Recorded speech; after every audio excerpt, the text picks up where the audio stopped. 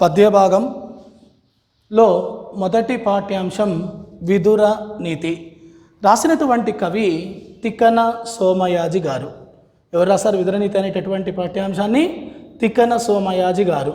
మన ఇక్కడ సోమయాజి అని ఎందుకు పిలువబడుతూ ఉంటుంది అనేటటువంటి విషయానికి గనక వస్తే, తిక్కన నది తీర ప్రాంతంలో ఉండి యాగం అంటే యజ్ఞం అనేటటువంటిది ఎప్పుడైతే చేశాడో, చేసినప్పటి నుంచి తిక్కనకి పక్కన ఏది వచ్చి చేరింది అంటే సోమయాజి అనేటటువంటి క్షేమయాజి అనేటటువంటిది వచ్చి చేరింది. అప్పటి నుంచి ఇతను ఏమంటూ ఉన్నాం? తిక్కన సోమయాజి అని పిలువబడుతూ ఉంది. మన ఈ తిక్కన సోమయాజి ఎన్నవ శతాబ్దానికి చెందినటువంటి వాడు? 13వ శతాబ్దానికి చెందినటువంటి వాడు. ఎన్నవ శతాబ్దానికి చెందినటువంటి వాడు? 13వ శతాబ్దానికి చెందినటువంటి కవి ఎవరు అంటే తిక్కన సోమయాజి. మన 13వ శతాబ్ద కాలంలో నెల్లూరును పరిపాలిస్తూ ఉన్నటువంటి రాజు ఎవరు? మనుమసిద్ధి. మనుమసిద్ధి ఎవరికి సామంతునిగా పనిచేస్తూ ఉన్నాడు? కాకతి గణపతి దేవునికి సామంతునిగా పనిచేస్తూ ఉన్నటువంటి మనుమసిద్ధి యొక్క ఆస్థాన కవి ఎవరు అంటే తిక్కన. ఎవరి యొక్క ఆస్థాన కవి? కాకతి గణపతి దేవుని సామంతుడైనటువంటి మనుమసిద్ధి యొక్క ఆస్థాన కవిగా ఎవరు పనిచేశారు? తిక్కన పనిచేయడం అనేటటువంటి జరిగింది. ఎవరి యొక్క ఆస్థాన కవి? మనుమసిద్ధి ఆస్థాన కవి. మనుమసిద్ధి ఎవరికి సామంతునిగా పనిచేశాడు? కాకతి గణపతి దేవునికి సామంతునిగా పనిచేయడం అనేటటువంటి జరిగింది. మన ఈ తిక్కనకు ఉన్నటువంటి బిరుదులు ఏ బిరుదులు ఉన్నాయి? కవి బ్రహ్మ అనేటటువంటి బిరుదు ఉంది. ఉభయ కవి మిత్రుడు అనేటటువంటి బిరుదులు. ఎన్ని బిరుదులు ఉన్నాయి తిక్కనకి? 2 బిరుదులు ఉన్నాయి. మొట్టమొదటి బిరుదు ఏంటిది? కవి బ్రహ్మ. రెండవ బిరుదు ఏంటిది? ఉభయ కవి మిత్రుడు. కవి బ్రహ్మ, ఉభయ కవి మిత్రుడు అనేటటువంటి బిరుదాంకితుడైనటువంటి వ్యక్తి ఎవరు అంటే తిక్కన గారు. మనకు 1 మార్క్ ప్రశ్న ఉందండి. తిక్కనకు గల బిరుదులేవి అని ప్రశ్న అడిగినప్పుడు ఏం రాయాలి? కవి బ్రహ్మ, ఉభయ కవి మిత్రుడు అనేటటువంటి ఈ 2 బిరుదులు రాస్తే సరిపోతూ ఉంటుంది. మరి తిక్కన రాసినటువంటి రచనలు ఏ రచనలు అనేటటువంటి చేశాడు అంటే, తాను మొదటిగా రాసినటువంటి కావ్యం ఏమిటి అంటే రామాయణం. ఈ రామాయణం అనేటటువంటి కావ్యాన్ని సంస్కృతంలో ఎవరు రాశారు అంటే వాల్మీకి రాయడం అనేటటువంటి జరిగింది. దీన్ని ఆది కావ్యం అని అంటూ ఉంటాం. ఆది కావ్యమైనటువంటి రామాయణాన్ని ఏ విధమైనటువంటి పేరుతో తిక్కన ఆంధ్రీకరించాడు అంటే నిర్వచనోత్తర రామాయణం అనేటటువంటి పేరుతో తెలుగులో ఎవరు రాశారు అంటే తిక్కన రచించడం అనేటటువంటి జరిగింది. తర్వాత తాను రాసినటువంటి మరొక కావ్యం ఏమిటి అంటే మహాభారతం. ఈ భారతాన్ని సంస్కృతంలో ఎవరు రాశారు? వేదవ్యాసుడు రచించాడు. వేదవ్యాసకృతమైనటువంటి భారతాన్ని ఆంధ్రీకరించినటువంటి 2వ కవి ఎవరు అంటే తిక్కన సోమయాజి. ఎవరండి 2వ వ్యక్తి? తిక్కన సోమయాజి. మహాభారతాన్ని తెలుగులో ప్రారంభించినటువంటి కవి ఎవరు? నన్నయ్య రాసినటువంటి పర్వాలేంటిది? ఆది, సభ, అరణ్య, పర్వశేషంలో 4వ ఆశ్వాసం 142వ పద్యం వరకు రాసి నన్నయ్య అక్కడ ఆపివేస్తే, ఆ అరణ్య పర్వశేషాన్ని వదిలివేసి విరాట పర్వం మొదలుకొని స్వర్గారోహణ పర్వం వరకు ఎన్ని పర్వాలు రాశాడు ఇక్కడ అంటే 15 పర్వాలని రచించాడు. ఎవరు? తిక్కన సోమయాజి. ఎన్ని పర్వాలు రాశాడు? 15 పర్వాలు అనేటటువంటివి రచించడం అనేటటువంటి జరిగింది. ఎక్కడి నుంచి మొదలు పెడితే విరాట పర్వము నుండి స్వర్గారోహణ పర్వం వరకు మహాభారతం అనేటటువంటి రాసినందుకు తిక్కనను ఏమని కీర్తించారట? కీర్తిగాంచాడు. కవి బ్రహ్మగా కీర్తిగాంచాడు.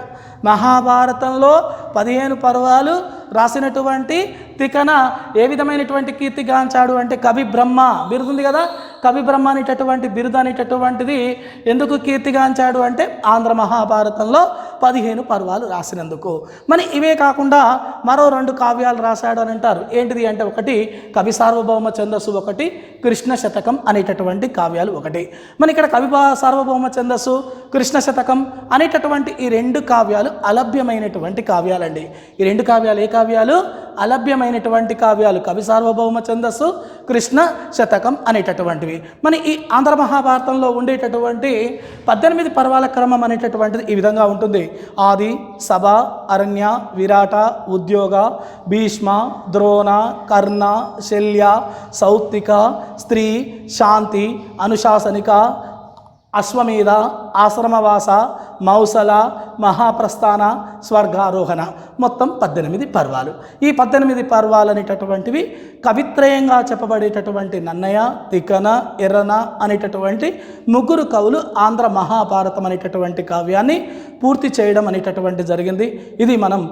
ఇది ఒక వేద కావ్యంలాగా దేన్ని భావిస్తాము అంటే ఇక్కడ ఆ మహాభారత కావ్యాన్ని మనం చదువుకోవడం అనేటటువంటిది జరుగుతూ ఉంటుంది.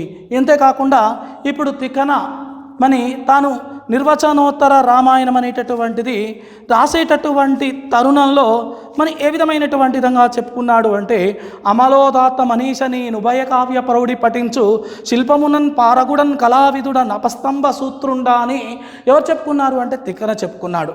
అని చెప్పుకున్నటువంటి తిక్కన ఏది రాసేటటువంటి కాలానికి, భారత రచనా కాలము నాటికి నా నేర్చిన భంగి చెప్పి వరణీయుడనయ్యదన్ భక్తజన కోటికిన్ నయ్యద భక్త కోటికిన్ అని ఎవరు చెప్పుకున్నారు అంటే తిక్కన చెప్పుకున్నారు. అంటే ఆయనలో కలిగినటువంటి మానసిక పరిపక్వతకు ప్రమాణంగా దేన్ని తీసుకోవచ్చు అంటే దీన్ని తీసుకోవచ్చు. అంటే తిక్కన యొక్క వంశం అనేటటువంటిది తరతరాల నుండి మంత్రులుగా, దండనాథులుగా, కవులుగా ఏ దేశానికి, ఈ తెలుగు దేశానికి ఎలనేనటువంటి పేరు ప్రఖ్యాతలు అనేటటువంటిది తెచ్చారు. తిక్కన యొక్క పితామహుడు ఎవరు అంటే మంత్రి భాస్కరుడు అయినటువంటి వాడు. తిక్కన యొక్క తండ్రి ఎవరు అంటే కొమ్మన అని తెలియచేయవచ్చు. తిక్కన తన యొక్క తాత మంత్రి భాస్కరుని గురించి మా తాతగారి యొక్క ముఖమైనా చూసి నన్ను లోకమనేటటువంటిది మనసుతో ఆదరిస్తుంది అని ఎవరు చెప్పుకున్నారు అంటే తిక్కన చెప్పుకున్నాడు. అంటే తన గుణాలను, కృతి గుణాలను నేర్చి చెప్పుట ఎందుకు అని నిర్వచనోత్తర రామాయణంలో తాతగారి పట్ల కలిగినటువంటి గౌరవ విధేయతలను ఎవరు చెప్పుకోవడం జరిగింది అంటే ఇక్కడ ఎవరు ప్రకటించుకున్నారు అంటే తిక్కన ప్రకటించుకున్నాడు. ఆనాటి పండిత లోకం కూడా మంత్రి భాస్కరుని ఘనంగా ప్రశంసించడం ఇక్కడ మనం చెప్పుకోదగినటువంటి విషయం. తిక్కన యొక్క శిష్యుడు ఎవరు అంటే కేతన. ఆ కేతన రాసినటువంటి దశకుమార చరిత్రలో ఎవరిని తిక్కన్ని ఏమన్నాడు అంటే సుకవీంద్ర బృందరక్షకుడు, పోషిత సత్కవీంద్రుడు, భార వికల్పుడు, ఆర్యభోజుడు అని దశకుమార చరిత్రలో ఎవరిని ప్రశంసించారు అంటే తిక్కనను ప్రశంసించడం ఇక్కడ మనం చెప్పుకోవడం జరిగింది. తిక్కన మహాభారతాన్ని ధర్మాద్వైత స్థితి ప్రబోధమగునట్లుగా రచించి ఎవరి పట్ల, వేద వ్యాసుని పట్ల తన భక్తిభావాన్ని ఎవరు ప్రదర్శించారు అంటే ఇక్కడ తిక్కన ప్రదర్శించాడు. తిక్కన యొక్క శైలి ఏ విధమైనటువంటిది అంటే నాటకీయ శైలి అని తెలియచేయవచ్చు. ప్రస్తుత పాఠ్యాంశమైనటువంటి ఈ విదురనీతి అనేటటువంటిది తిక్కన సోమయాజి రాసినటువంటి మహాభారతం ఉద్యోగ పర్వం ఎన్నవ ఆశ్వాసంలోనిది అంటే ద్వితీయ ఆశ్వాసం నుండి స్వీకరింపబడింది. ప్రస్తుత పాఠ్యాంశమైనటువంటి ఈ విదురనీతి అనేటటువంటి పాఠ్యాంశం. ఈ పాఠ్యాంశానికి ముందు ఉండేటటువంటి సందర్భం ఏంటి అనేటటువంటి విషయానికి కనుక వస్తే, పౌరవులకి పాండవులకి మధ్య జూదం అనేటటువంటిది, ఇరువురు కలిసి జూదం అనేటటువంటిది ఆడారు. జూదం అంటే తెలుసు కదా, ఏ విధమైనటువంటిది జూదము అంటే అవసరం అనుకుంటే ప్రాణాలను కూడా తీసేటటువంటి విధంగా ఉన్న వ్యక్తుల్ని బయటపడేసేటటువంటి విధంగా ఉంటుంది జూదం అనేటటువంటిది. ఆనాటి కాలంలో జూదం ఆడినప్పుడు మాటకి కట్టుబడి ఉంటారు అనడానికి నిదర్శనం ఇక్కడ ఎవరు అంటే ధర్మరాజు. నేటి వ్యవస్థలో మాటకు కట్టుబడేటటువంటి విధానం కనబడుతుందా అంటే కనబడదు, చూస్తూ ఉంటే. అంటే మాట ఒకసారి అన్నాము అంటే అది ప్రాణాల మీదకి వచ్చినా సరే దాన్ని నిలబెట్టుకోవడం తెలుసుకోవాలి అంటే ఇక్కడ ఇవి ప్రధానమైనటువంటి అంశాలండి. ఏంటి ప్రధానమైనటువంటి అంశాలు అంటే జూదం ఆడారు. ఆడినటువంటి ఆ జూదం అనేటటువంటిది ఏ విధమైనటువంటిది అంటే మాయతో కూడినటువంటిది. మాయతో కూడినటువంటి ఆ జూదంలో చిత్తుగా ఎవరు ఓడిపోయారు అంటే పాండవులు ఓడిపోయారు. పాండవులు ఓడిపోవడం అనేటటువంటి జరిగింది. ఒకదాని తర్వాత ఒకటి. ఆఖరికి ఆ 5గురు యొక్క పొత్తులో ఉండేటువంటి భార్య అయినటువంటి ద్రౌపదిని కూడా ఎవరు పణంగా పెట్టారు అంటే పాండవులు పణంగా పెట్టారు.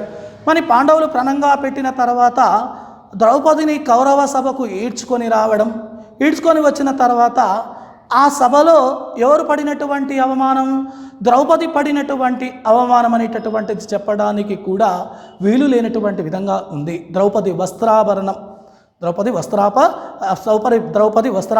అనేటటువంటిది. అది ఎవరు స్త్రీ జాతి తలదించుకునేటటువంటి విధంగా అక్కడ కౌరవాధీశుడు అతని యొక్క కుమారులు ప్రవర్తించినటువంటి తీరు కనబడుతుంది. మరి అదే క్రమంలో ఉన్నటువంటి రాజ్యాన్ని వదిలివేసి అరణ్య అజ్ఞాతవాసాలు చేయాల్సినటువంటి పరిస్థితి పాండవులకు ఏర్పడింది.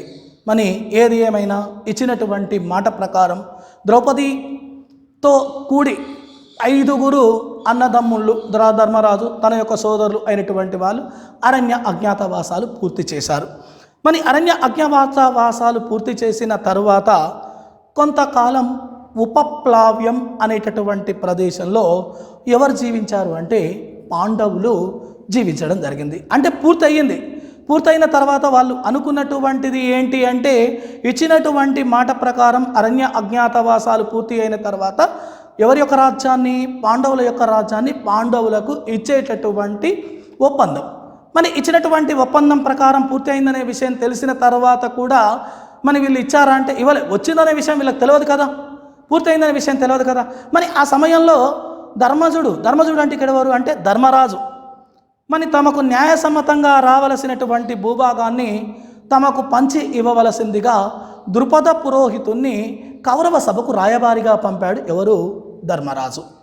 మరి ధర్మరాజు అక్కడికి వెళ్ళినటువంటి ద్రుపద పురోహితుడు కౌరవుల్ని అక్కడ ఉండేటటువంటి వారి అందరినీ కూడా కలిసి పాండవులకు రావలసినటువంటిది ఇవ్వమని కోరిన తర్వాత కౌరవులు కూడా ప్రతిగా ఏం చేశారట, దానికి ప్రతిగా ఎవరిని, సంజయుణ్ణి, సూతుడు అయినటువంటి సంజయుణ్ణి ఎవరి దగ్గరికి రాయబారిగా పంపాడు ధృతరాష్ట్రుడు అంటే పాండవుల దగ్గరికి రాయబారిగా పంపాడు. మరి పాండవుల దగ్గరికి రాయబారిగా పంపిన తర్వాత ఆయన వచ్చేటటువంటి ఎక్కడి పాండవుల దగ్గరికి వెళ్ళాలి. మరి ఇక్కడ కౌరవులు చెప్పినటువంటి మాటల అన్నిటినీ కూడా పాండవులకు తెలియచేయాలి. మరి పాండవులకు తెలియచేసిన తర్వాత పాండవులు ఏమంటారు అనేటటువంటి విషయాన్ని ఎవరో ఆ వర్తమానాన్ని తీసుకొని వచ్చి కౌరవులకు తెలియచేయాలి. అంటే ఇదంతా జరగడానికి కొంత వ్యవధి, కొంత సమయం అనేటటువంటిది పడుతూ ఉంటుంది. అంటే అది రేపు కావచ్చు అనేటటువంటి ఉద్దేశం ఇక్కడ ఎవరిది అంటే కౌరవాధీశుడైనటువంటి ధృతరాష్ట్రునిది. మరి ఆ విధమైనటువంటి సమయంలో రేపు కానీ తెలుస్తుంది, కానీ ప్రస్తుతానికి నా యొక్క మదిలో కలతను తొలగించడానికి హితభాషణలు చేయమని కౌరవాధీశుడు ఎవరిని కోరాడు అంటే విదురుని కోరాడు. మరి విదురుని కోరగానే విరుదుడు కౌరవాధీశునికి చెప్పినటువంటి నీతియే ప్రస్తుత పాఠ్యాంశమైనటువంటి ఈ విదుర నీతి అండి. మరి ఇక్కడ చెప్పేటటువంటి ధృతరాష్ట్రునికి చెప్పినటువంటి ఈ నీతి అనేటటువంటిది ఈ నీతులు కేవలం ధృతరాష్ట్రునికే కాదు, ధృతరాష్ట్రుని వంటి కరుడు గట్టిన స్వార్థ ఆలోచనలు కలిగిన నేటి మానవ సమాజానికి కూడా కళ్ళనేటటువంటివి తెరిపించేటటువంటి పద్యాలండి. ఏవి? దీంట్లో ఉన్నటువంటివి, దేంట్లో? ఈ విదుర నీతిలో ఉండేటటువంటి పద్యాలు. మరి ఆ విధమైనటువంటి విధానాన్ని అంటే ఇక్కడ విదురుడు మొట్టమొదటిగా కౌరవాధీశుడు అడుగుతాడు. ఏమని అడుగుతాడు? నీతిని బోధించమని అడుగుతాడు. నా మనసులో కొంచెం కలత తొలగించడానికి హితభాషణలు చేయమని అంటాడు. అంటే ఇక్కడ కౌరవాధీశుడైనటువంటి ధృతరాష్ట్రుడు విదురుడు చెప్పినటువంటి మాటలన్నీ వింటాడు. విదురుడు చెప్పినటువంటి మాటలు విన్న తర్వాత ఈ పాఠ్యాంశం చివరిలో నువ్వు చెప్పినటువంటి మాటలన్నీ కూడా సమ్మతమైనటువంటివే, కానీ నా పుత్రులను నేను విడువనోపా అంటాడు. నా పుత్రుల్ని నేను విడువనోప, నా పుత్రుల్ని మాత్రం నేను వదలుకోలేను. ఏది ఎలా జరగాలని ఉంటే అది అలా జరుగుతుంది అని చివరికి ఎవరంటారు అంటే కౌరవాధీశుడైనటువంటి ధృతరాష్ట్రుడు ఎవరితో చెప్తాడు చివరికి అంటే విదురునితో చెబుతూ ఉంటాడు. మరి ఆ పరంపరే ప్రస్తుత పాఠ్యాంశమైనటువంటి ఈ విదుర నీతి అనేటటువంటి పాఠ్యాంశం. మరి ఈ పాఠ్యాంశంలో తిక్కన అలతి పదాలతో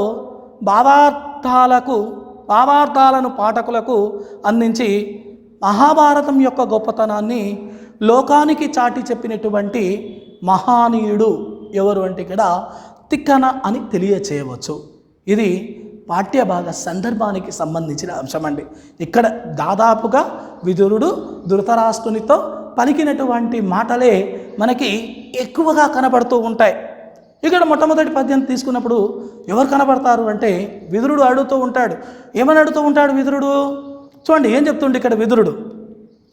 హితము గతవ్యమున్నాకు నెరుగుదీవా ధర్మసుతు చందమున్ విదితంబు నీకు నట్లుగావున నెరింగింపు మకిల కార్య జాతమున్ జిత్తాత పోపశమముగాక చిత్త తాపో పోష చిత్తాత పోపశమముగాగా అఖిల కార్యం జాతమున్ జిత్తాత పోపశమముగాగా అని ఎవరన్నారు అంటే ధృతరాష్ట్రుడు విదురునితో పలకడం అనేటటువంటిది జరిగింది.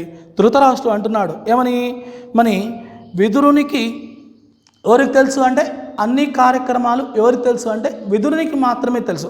అంటే ఈ పద్యానికి సంబంధించినటువంటి భావం మిగిలినటువంటి పద్యాలు మీకు నెక్స్ట్ క్లాస్లో క్లుప్తంగా సంబోధించడం అనేటటువంటిది జరుగుతూ ఉంటుంది.